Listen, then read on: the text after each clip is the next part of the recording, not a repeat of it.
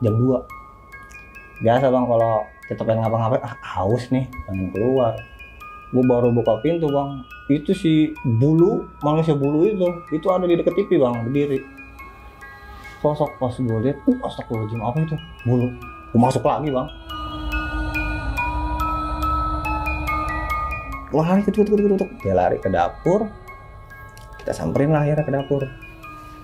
Pas kita buka pintu dapur, di situ ada sosok warna merah, berambut panjang, muka berantakan bang.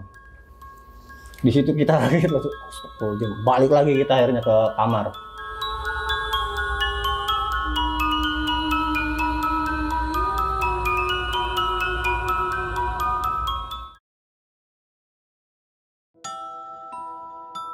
Assalamualaikum warahmatullahi wabarakatuh. Balik lagi di channel Kisah Tengah Malam bersama gue Viko Fugara.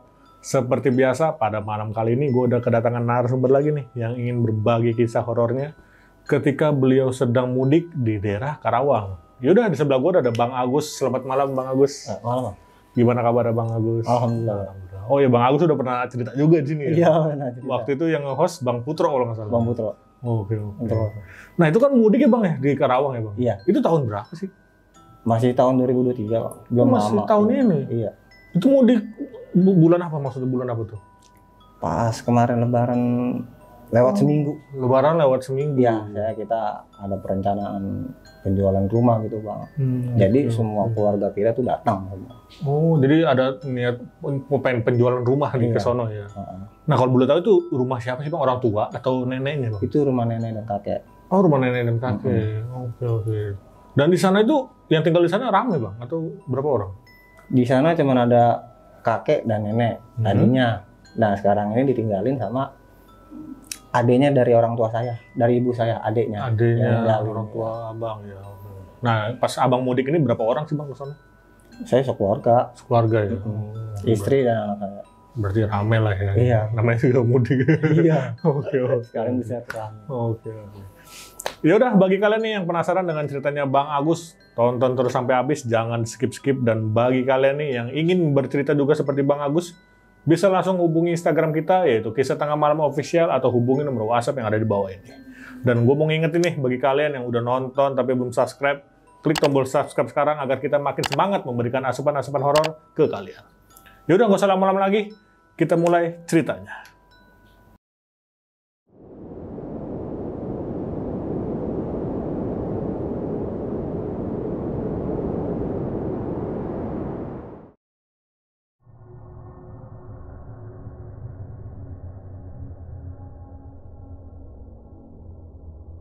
Jadi gimana Bang ceritanya Bang? Ya pada waktu itu aneh ada perencanaan mudik pas habis lebaran lebih seminggu. Itu adanya kita mudik itu ada perencanaan penjualan rumah Bang. Jadi kita dari pihak keluarga semua datang, dari anak-anaknya kakek dan nenek lah, dari adik-adik ibu saya datang semua untuk perencanaan itu. Dan kita di situ sih satu keluarga. Udah gitu, selama saya tinggal di situ, dalam jarak seminggu itu banyak kejanggalan-kejanggalan, maksudnya yang aneh-aneh lah. Dalam artian yang aneh itu yang nggak kita paham lah, dalam artian kasat mata lah. Setiap harinya saya selalu diganggu penghuni situ, karena dia merasa nggak terima kalau ada perencanaan penjualan rumah itu, dia nggak mau. Jadi penunggu ini nggak terima nih ya, rumah ini mau rencananya dijual. Iya Pak. Itu sampai nyebabin bahasanya kayak kakek nenek saya bisa dibilang ya jadi korban juga. Karena dari cerita adiknya ibu saya ini bercerita, awalnya perencanaan penjualan itu dia minta pendapat dari siapa ulama-ulama di situ apa siapa. Si sosok ini nggak terima penunggu lama di sini, karena dia merasa dia penghuni paling lama dibandingkan kakek dan nenek saya itu. Dia ribuan tahun, cuman kalau kayak kakek nenek saya kan cuma puluhan tahun, bisa dibilang ya paling ratusan tahun lah. Kalau dia ribuan tahun, dia nggak merasa nggak terima. Jadi dia bikin kakek dan nenek saya yang nggak ada itu satu persatu dibikin sakit. awal pertama kakek saya. Itu awal perencanaan dari dia karena mau membagikan kan. Kayak macam warisan untuk semua lah istilahnya ahli waris. Dia bikin rencana penjualan itu, dia bicara minta pendapat yang lain gini. Dia langsung ditemuin sama penghuni di situ, Bang. Yang kakeknya. Si kakek itu nongolin diri dan langsung ngomong sama kakek saya. Itu disaksiin sama adenya ibu saya. Awalnya nih. Dia bercerita juga. Si kakek itu ngomong sama si kakek saya sama si kakek tua ini yang berjenggot panjang itu, jangan pernah rumah ini lu jual. Apabila lu jual, satu persatu keluarga lu akan gue makan. Ini bukan main-main, kata dia. Kalau misalkan mau tahu sebab akibatnya, lihat nanti kalau lu berencana membangun bener-bener pengen ngejual. Pada akhirnya namanya kakek kita mau mewarisi, ya, takutnya namanya umur mungkin kan dia tetap mau ngejual. Dibikin sakit dia. Nah si ade ibu saya ini ngomong, udah jangan ganggu. Dia tuh menyaksikan, Bang, ini si kakek ini kalau nongol itu belak-belakan, Bang. Jadi orang lain ngeliat juga gitu? Ngeliat. Ya masing-masing. Ini kan tempat tinggal kakek saya, bapak saya. Kamu nggak ada haknya di sini. Saya punya hak. Saya peninggal lama di sini. Kamu siapa di sini? Kamu jangan ikut-ikut kamu. Nanti kamu bisa saya mati juga kamu. Dia, dalam bahasa kasarnya. Nah si kakek saya ini tetap ke menjual, Bang. Penawaran. Dikasih sakit. Dalam jarak seminggu. Itu sakitnya dibawa ke dokter pun nggak ada penyakitnya. Jadi setiap berobat nggak ada penyakit ya. Jadi di non medis lah, dalam artian nggak ada penyakit yang ada. Ternyata pada akhirnya kembali lagi ke si kakek tadi. Akhirnya kan percayalah adanya ibu saya ini. Oh ini kayaknya ulah si kakek ini. Bagaimana nih kita punya rencana gini, kita cobalah bilang ke alim ulama, ya enggak. Maksudnya dalam arti alim ulama yang bisa lah di situ. Dibawalah dia ngaji apa, dikasih pengajian di situ. Itu dia malah berbahasa, Bang. Dia nongolin diri malah di orang-orang ramai itu. Lu mau ngaji mah baru segitu. Gua bisa nih tanpa Al-Quran ngaji. Lu taruh apa Al-Quran lu, ayo kita balik ngaji. Lu baru bisa begitu aja, sombong lu ya. Lu mau surat apa, mau ayat apa? Ayo gua baca. Lu mah masih cemen, iman lu masih percetek. Kacau. Ngelawan, Bang. Nah tetap kita ngaji udah percaya aja nih kuasa ini. Udah tuh pas ngelihat gimana nih ibu-ibu situ mau udah pada drop aja ya, nggak awalnya mau pada cabut aja bubar. Udah dibubarin aja, bubar loh semua, bubar. Pada akhirnya kita ngerempokin lagi, tapi nggak di dalam, nggak ada yang berani di dalam, karena si kakek itu ada di dalam. Kita keluar rempokin gimana ya. Kita sih ngedengerin aja cuma no komen. Nah akhirnya si nenek kita inilah udah panggil nih adenya si mama saya, kan adenya ada 5 orang apa. Nah yang salah satunya kan dari angkatan udara nih. Udah bilang ke dia punya tuh orang bisa katanya. Dia ditimpa, Bang. Si ade ibu saya ini ditimpa penyakit. Dibikin sakit dia. Oh lu punya rencana lu begini ya. Dibikin sakit. Bla bla bla bla bla bla bla. Pada akhirnya lewat. Meninggal. Belum nenek saya. Pada akhirnya dia meninggal, berturutlah pada akhirnya. Ada jarak 3 hari, nenek saya lewat juga. Cuman semua berpikiran itu semua makanan yang kuasa, takdir. Dalam arti takdir, nggak mungkin masa ya makhluk halus bisa membunuh. Cuma kan memang dia membuktikan itu, lu lihat udah ada yang gue makan, jangan sampai nanti yang lain bisa gue makan.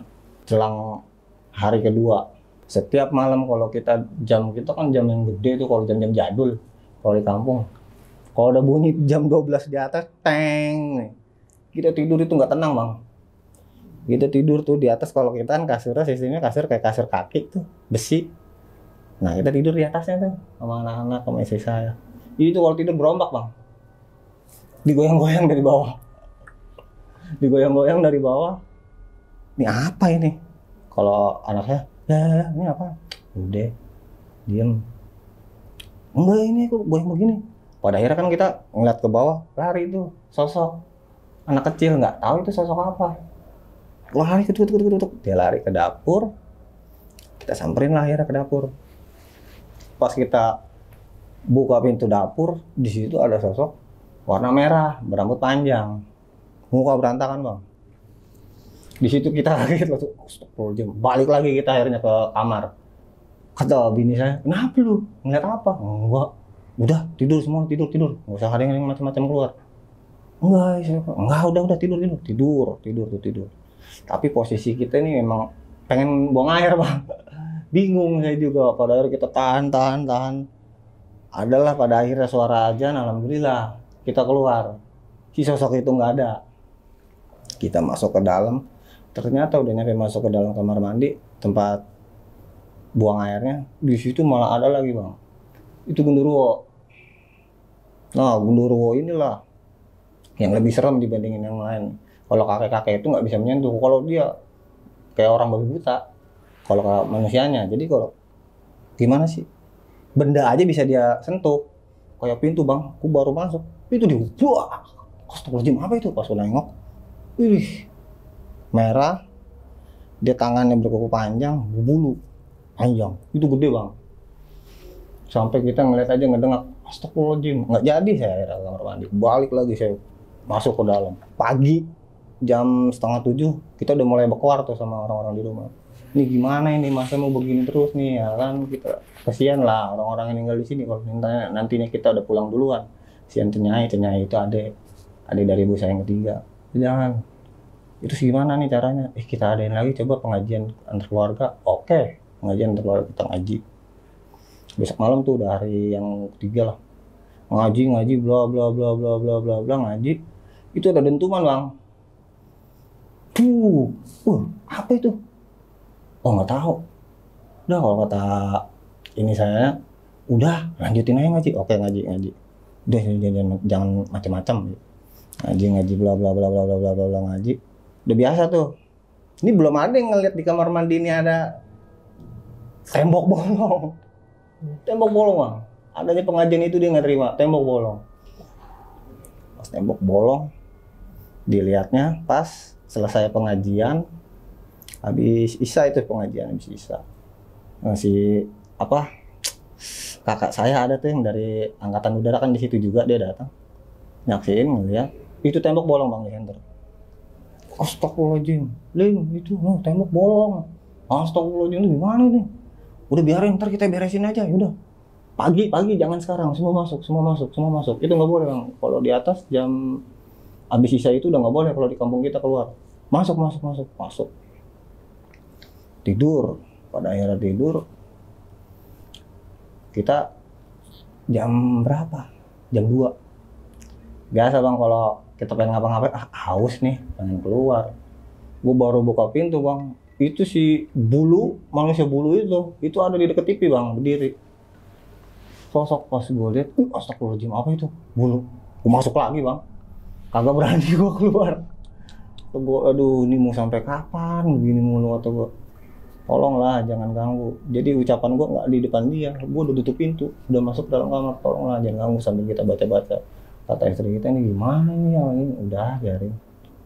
Ntar aja kita bahas besok. Ya udah. Kalau sekarang ini nggak bakal bisa kebahas karena mereka lagi pada kejam-kejamnya nih kata kita. Karena ngeliat saudara-saudaranya kita di sini semua takutnya satu persatu hilang nyawanya. Nah besokannya bagaimana nih kalau minggu keempatnya kita main ke rumah Bililis. Oke. Kalau kata dia minta pendapat ke Bililis ini biar si Bililis ini satu keluarganya dia bantu tinggal di situ gitu bang kalau nantinya gue pulang. Tapi dalam perjalanan gue ke Bililis ini itu parah lagi bang. Itu kalau rumah di Kerawang kalau kita jalan nih itu pan bambu begini bang, nyilang begini. Itu kalau kita lewat, seret guling, kayak bantal guling, pocong, seret lewat. Astagfirullahaladzim. Kita sih nggak ngomong nih sama bini, balik lagi, lewat. Nah kalau kata istri, lu ngeliat kan? Enggak. Lu ngeliat kan? Enggak. Selalu kita bilang enggak, karena takutnya dia takut bang. Enggak, lu jangan bohong ya. Udah diem lu, jalan. Pas kita nengok, astagfirullahaladzim. Itu bener-bener ngeangus. Kaki kecil, ngelipet. udah kayak bener guling. Anjir, kata kita, pocong, di jalan.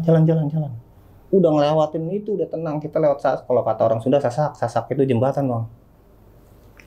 Nah jembatan inilah, kalau setiap orang lewat di pojokan gelap ini nih, itu selalu ada orang pala doang ngelewek.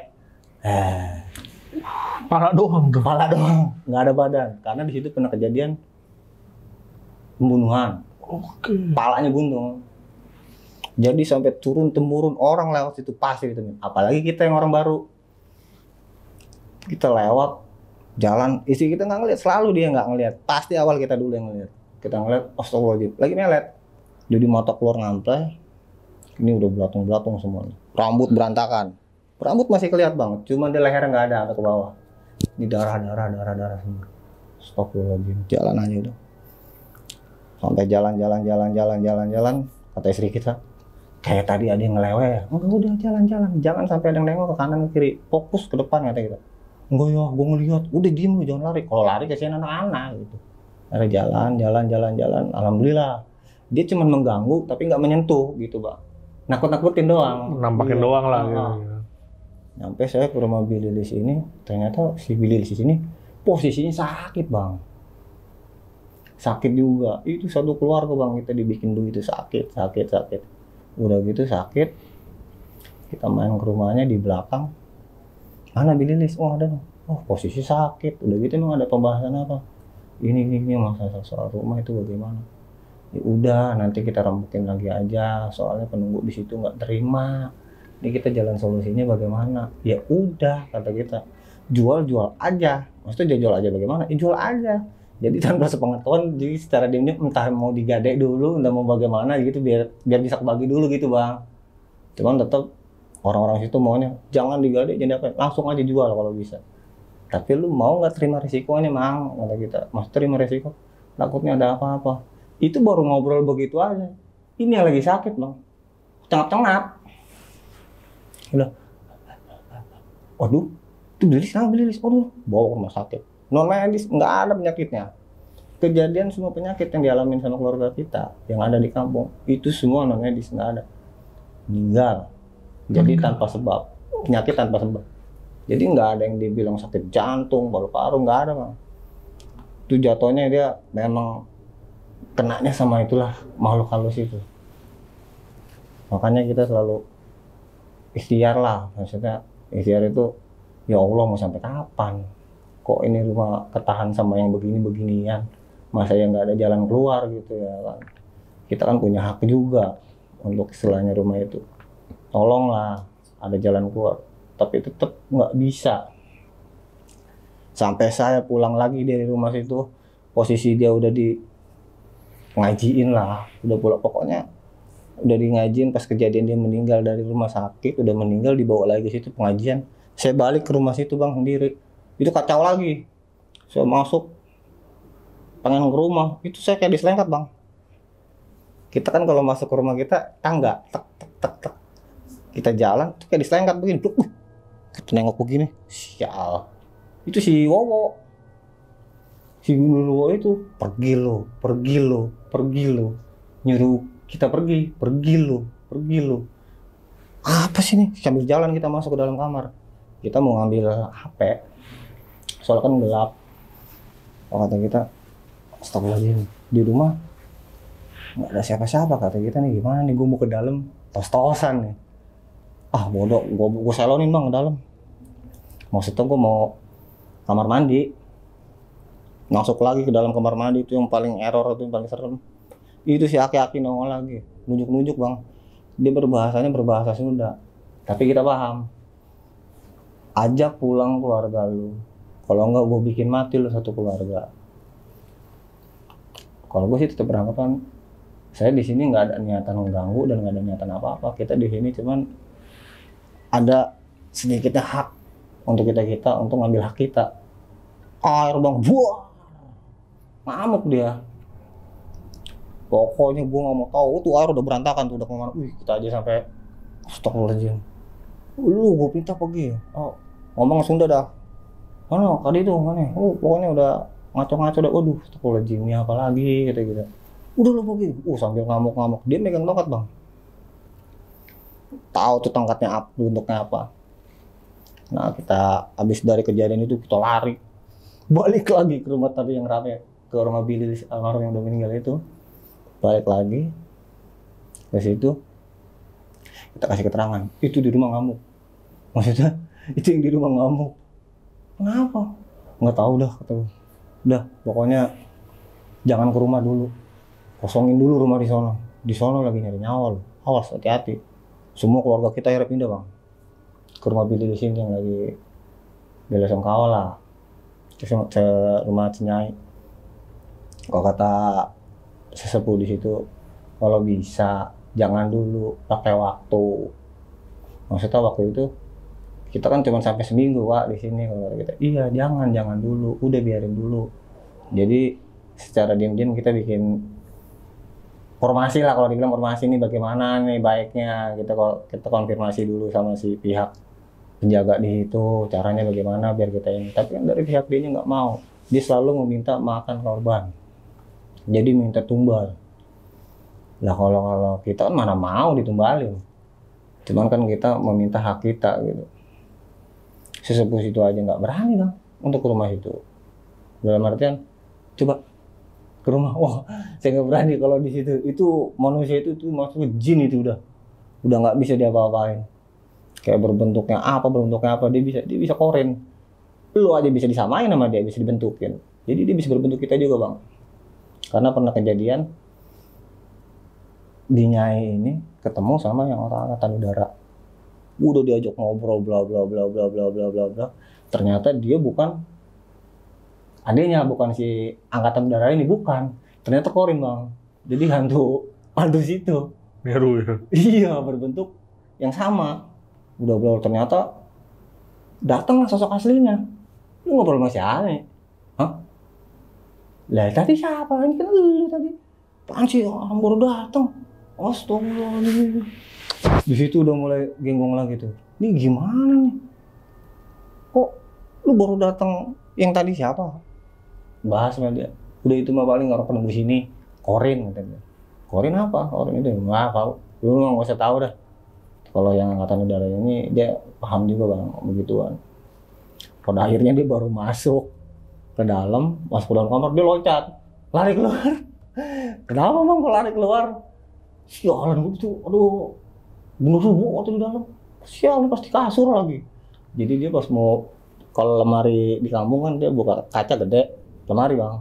Dia buka lemari, motor di situ ada genderuwo, lagi pengen begini, lagi pengen nongkrong, langsung kabur. Waduh, kata kita. Udah ngapain bang? Hampir gua. Sialan tuh katanya. Ini mah udah nggak bisa didiemin. Terus mau bagaimana? Kata kita. Solusinya seperti apa? Iya, bingung juga. Sekarang sesepuh di sini aja nggak bisa. Terus bagaimana nih kak? Udahlah, biarin aja. Kita jangan ada perencanaan dulu penjualan, dan Agus sama keluarga tinggal dulu di sana. Jadi semua diungsin bang. Nah, secara diam-diam si orang angkatan udara ini bawa kawan lah, katanya bisa apa-apa. Dia masuk ke dalam kamar, sok-sokan lah dia. Nyata masuk ke dalam malah kesurupan. Iya. Nah kakak saya ini nemuin akhirnya si kakek itu. Kalau kata si kakek, lu mau bawa ribuan orang-orang apa juga datang kemari, gua binasain. Lu sama aja ngasih nyawa ke gua. Jangan pernah lu kasih orang datang kemari ya. Ini orang-orang gua bahasa di sini udah nungguin nyawa-nyawa lu. Kayak yang tadi dibilang genderuwo, terus sosok anak kecil, kuntilanak merah. Nah pada akhirnya, ya tapi tolong nih dalam beberapa jangka waktu beberapa hari tolong jangan mengganggu ya. Saya mau ada acara di sini, saya minta tolong nih, minta izin. Makanya saya bawa kawan saya ini, sebenarnya saya mau minta izin, saya buat acara di rumah ini. Wah pokoknya nggak mau, wah lu jangan bikin acara. Tapi kakak saya ini nyeleneh, tetep dibikin acara bang. Itu lagi ada masak-masak apa. Kalau di rumah kita kan belakangnya batu karang tuh bang. Batu karang, batu kapur tapi bentuknya kayak karang. Rumah letter L. Nah di belakang pintu sini ada karang. Nah pintu dibuka nih buat celah hawa, lagi pada masak-masak. Itu udah macan keluar bang. Bentuk macan. Si macan itu jualan, gede. Semana ya? Ada loh ukuran-ukuran 2 meter dia masuk ke dalam. Seperti bayangan, tapi berbentuknya itu macan. Dia menyebutkan dengan bahasa Sunda, lu punya acara tanpa ngomong sama gue lo ya. Lah kita udah izin sama mbah di sini. Enggak lo ya, awas lo ya. Kalau bahasa kita ngancamnya, di jalan bang. Sampai ke dalam ruang tamu. Tuh buntutnya kupas. Sambil nengokin mata merah. Pokoknya kayak orang nggak terima. Nah habis dari situ, si macan itu balik lagi. Gue minta acara ini dibubarin. Nah, dia masuk lagi ke dalam batu karang. Acara bubar bang. Habis acara bubar, itu 5 orang kesurupan bang. Gitu. Jadi tamu-tamu di situ semua pada kesurupan. Waduh, rame. Wah, pokoknya awas lu ya, gue mampusin lu semua ya. Widih, kalau kata kita tuh imbasnya. Mang, aduh, lu gimana sih mang? Udah biarin. Begini-begini mah udah tiap hari kejadian, sampai kapan? Pokoknya semua stres bang. Stres itu dalam artian ini sampai kapan? Udah gitu hak-hak yang ditunggu gak dapat, selalu dihalangin sama jin-jin ini. Kalau kata kita punya solusi, udah kita adain terus aja pengajian percaya aja main kuasa. Kata kita kalau yang begini tetap nggak bakal bisa diusir, karena dia udah penunggu lama di sini, susah untuk diusir. Bla bla bla bla bla. Kita kayak ngomong begitu, ternyata malah kita terus yang ditotor sampai berapa malam. Saya malam jam 12 teng. Jam 12:30-an kita keluar, ditemuin lagi, jangan so jago lu sama si kakek ini, jangan so jago lu mau berani-berani vokal, gue mampusin lu nanti lu, gue bikin anak lu. Jangan, kata kita jangan, langsung pergi ya, loncat, karena dia nggak bisa dilawan, bang biangnya di situ dia. Jadi dia udah penghuni lama ribuan tahun, dia bilang. Sampai kapan pun lu bawa orang-orang pintar datang ke gua, yang ada lu nganter nyawa. Kalau kata nyokap kita masih ada, belum meninggal. Kata nyokap, udahlah, jangan pernah bawa orang-orang pintar kemari. Yang ada kita cuma ngelawan dia. Jadi solusi nggak ada, masalah yang ada. Selalu bertubi-tubi masalah. Kalau kata kita, iya berat juga. Terus gimana nih? Udah, mendingan semua pergi aja dulu, ngungsi ke rumah Mang Dedi. Oke, ke rumah Mang Dedi. Kita pindah nih, ada tuh rumah kakak dari mama saya namanya Mang Dedi. Ngungsi lah saya ke sana. Udah ngungsi ke sana kan jaraknya kita. Rumahnya kebun bang, kebun ada jarak 1 hektaran lah. Nah di ujung situ ada rumah kakak saya, namanya Bang Dedi. Tinggal situ ngebahas permasalahan rumah itu. Dikasih sakit lagi bang. Sakit pada akhirnya sampai nggak ada nyawanya bang. Makanya kita bilang setiap kita mengungsi dan selalu adanya perencanaan untuk penjualan, pasti dia makan nyawa. Kesian orang-orang kitanya, dalam artian dia ngerasain enggak, malah jadi korban. Makanya kalau kata kita, udahlah nggak usah diinin dulu. Abang Dedi aja sampai nangis-nangis bininya. Kesian, dalam artian ini orang kok sehat, tiba-tiba ada pengungsian untuk perencanaan penjualan rumah itu malah sakit dan malah nggak ada nyawanya.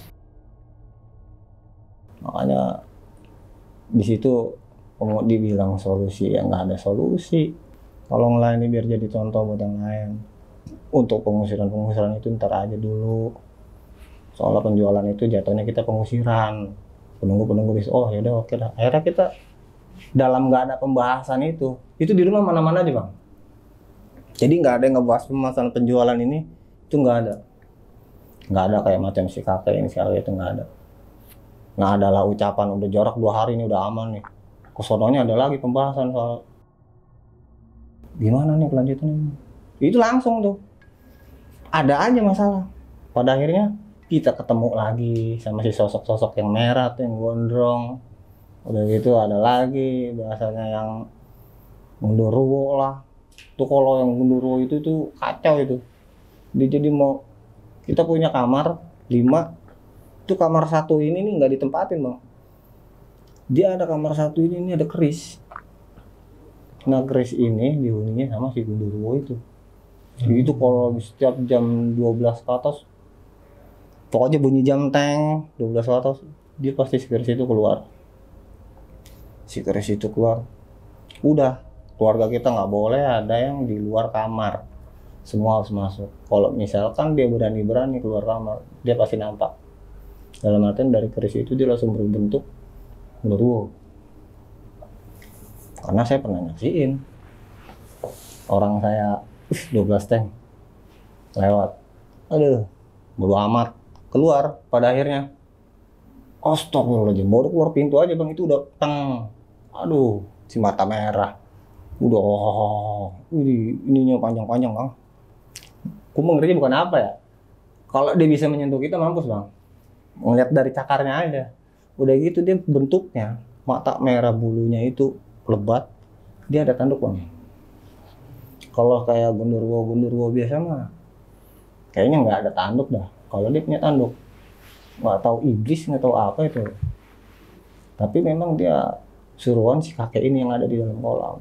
Karena si kakek yang di dalam kolam itu bilang, semua penghuni di sini gua yang suruh.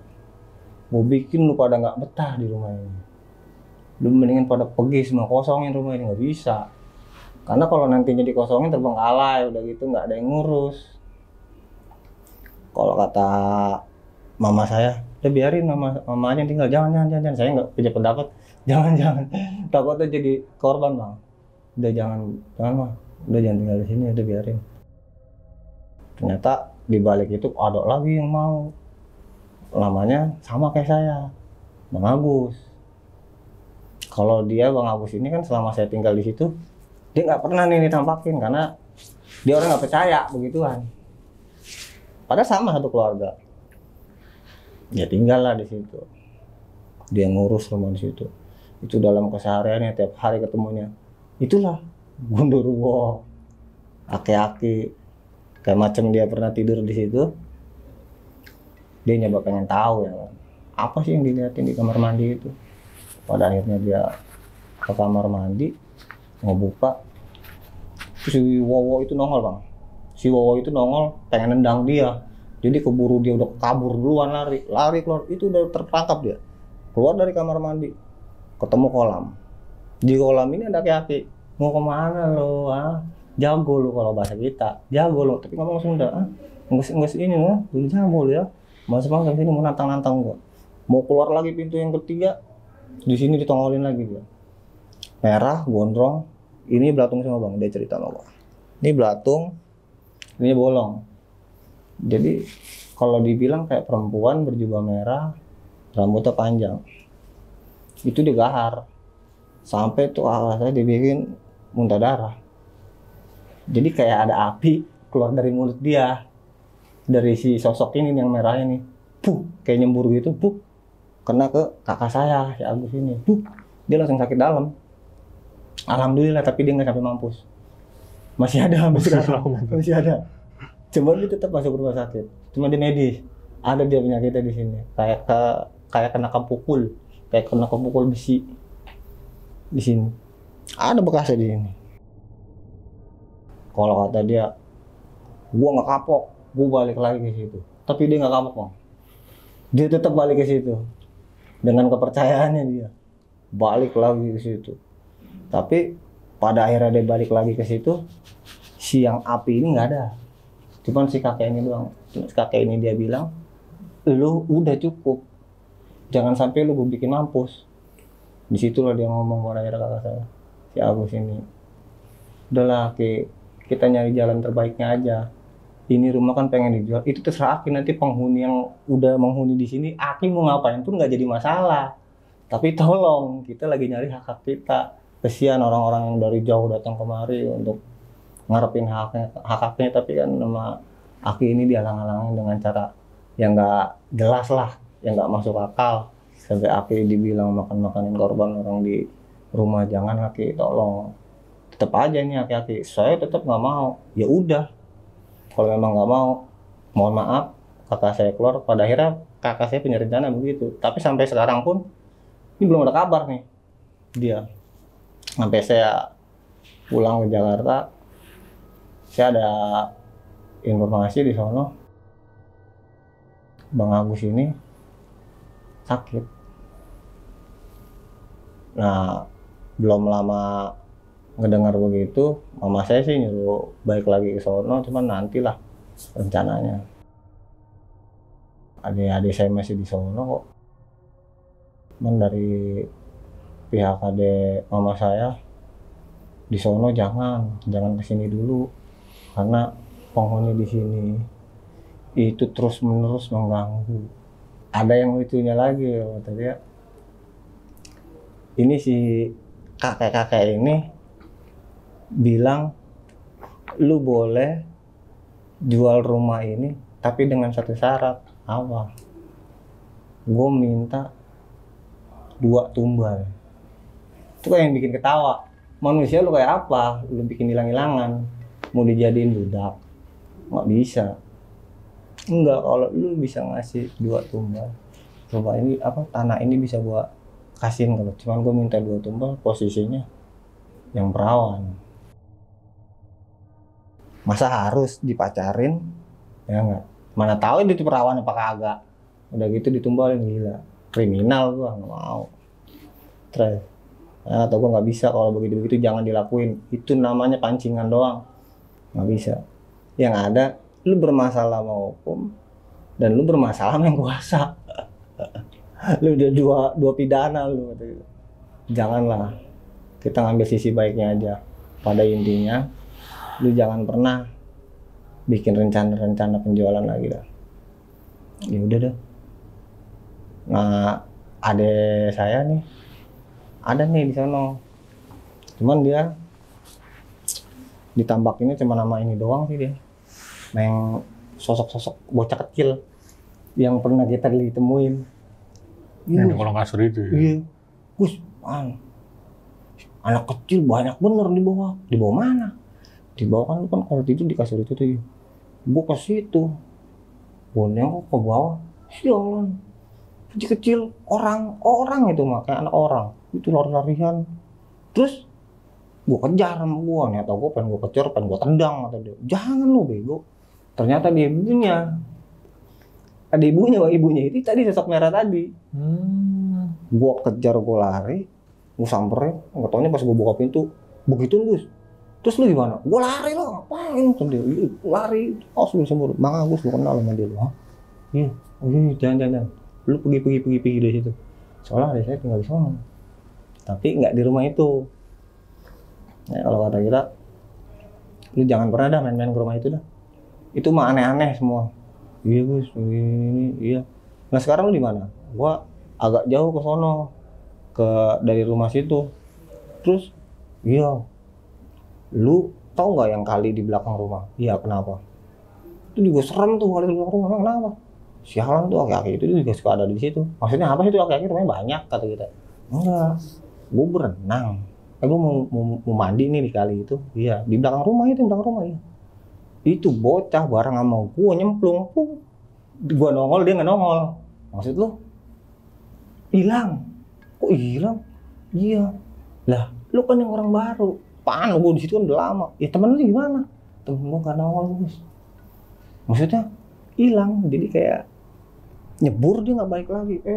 Dari pihak orang-orang situ inilah pada pakai kayak pengajian apa. Itu nongol Bang sosoknya. Itu sosok berantakan. Entah kalau dikoyak buaya mah hancur kali ya. Tapi ini enggak, cuma berantakan doang. Kayak ada bekas kepala cakep, biru-biru lah badannya biru-biru. Itu kenapa ini? Ditumbal. Waduh.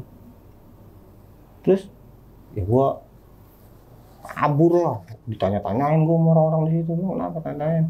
Iya orang mandi sama gua. Udah gitu gue ngeliat Gus, aki-aki itu yang mana? Aki-aki yang lagi di rumah mama kakek. Oh, terus gimana? Jadi ada di atas.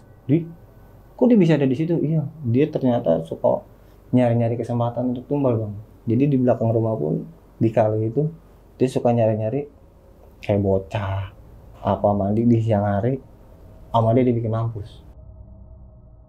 Jadi udah dibilang nih jin ini.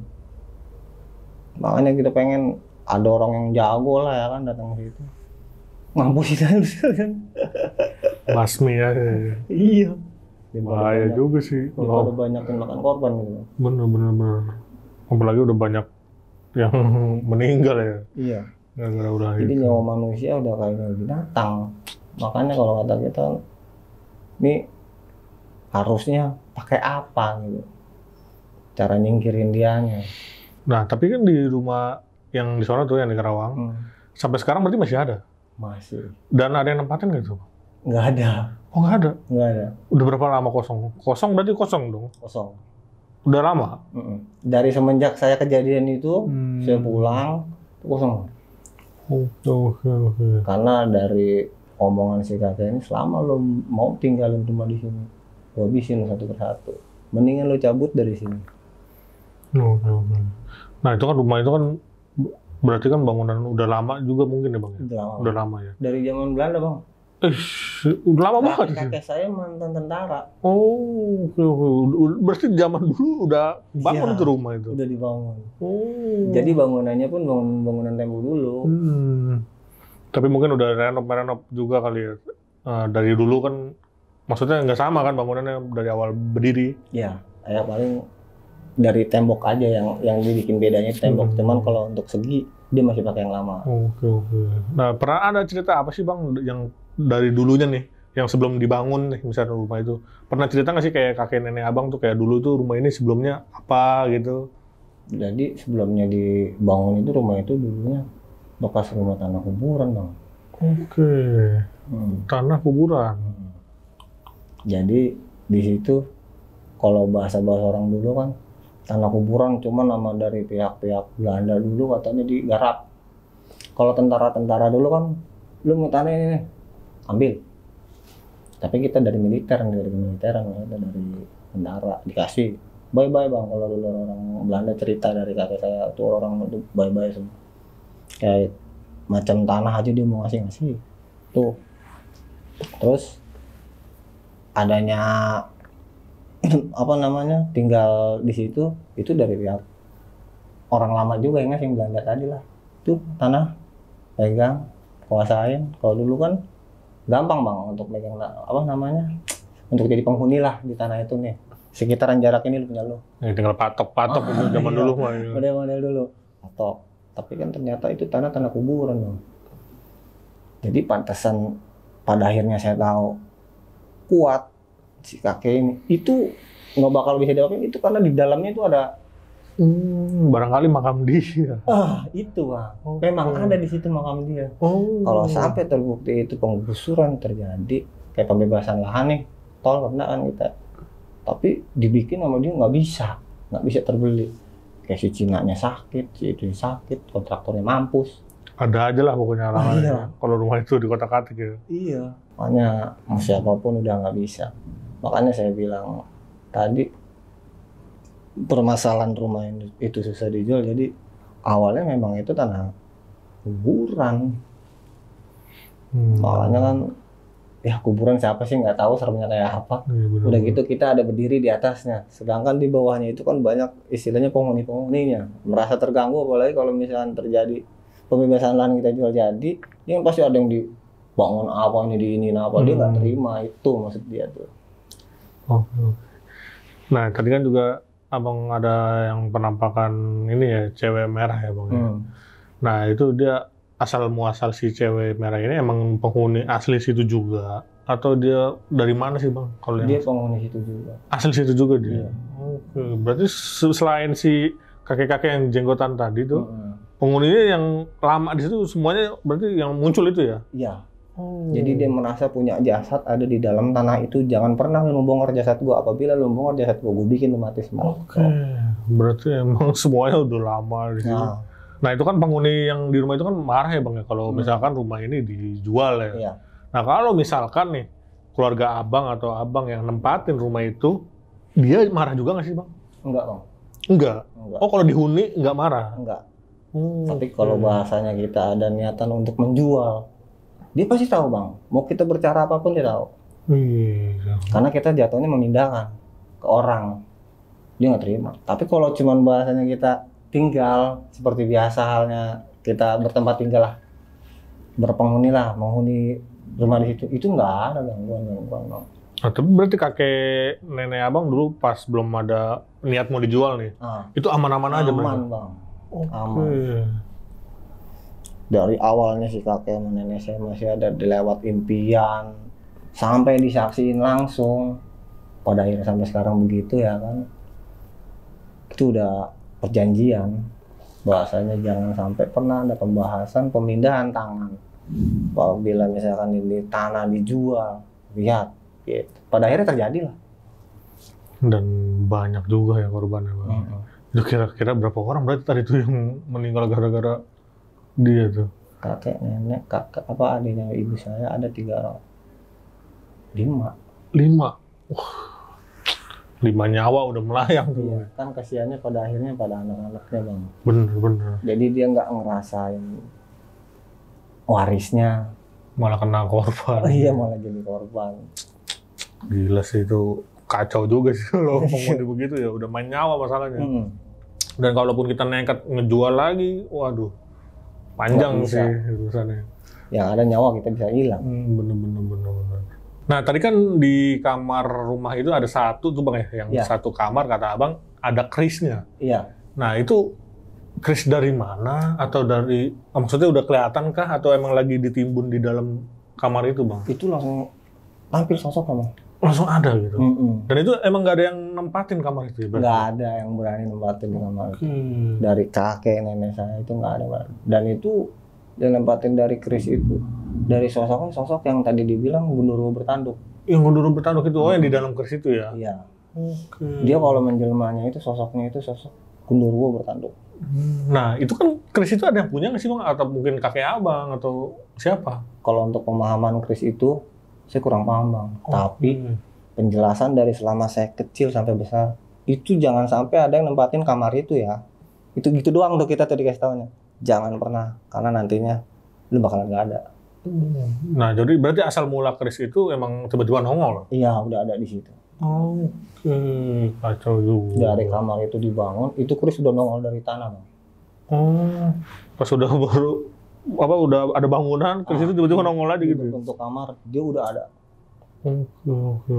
Jadi dia kayak kamar itu udah belobang bang, model kayak keramik gini dia udah belobang. Itu dia selalu nongol dari situ. Udah nongol sendiri ya, iya. Tanpa ada yang punya dan tanpa ada yang narik juga mungkin kalau bahasa kita mah ya. Oke. Oke, sekian nih cerita dari Bang Agus untuk malam kali ini. Terima kasih banyak Bang Agus. Ya, sama-sama. Udah berbagi kisahnya nih, serem banget, gila guys. Bagaimana pendapat kalian? Tulis di kolom komentar. Dan gue mau ngingetin lagi nih, bagi kalian yang punya cerita juga dan ingin bercerita juga seperti Bang Agus, bisa langsung DM ke Instagram kita, yaitu Kisah Tengah Malam Official, atau hubungi nomor WhatsApp yang ada di bawah ini. Yaudah segitu dulu, gue Viko pamit undur diri, dan Bang Agus juga pamit undur diri. Wassalamualaikum warahmatullahi wabarakatuh. Waalaikumsalam.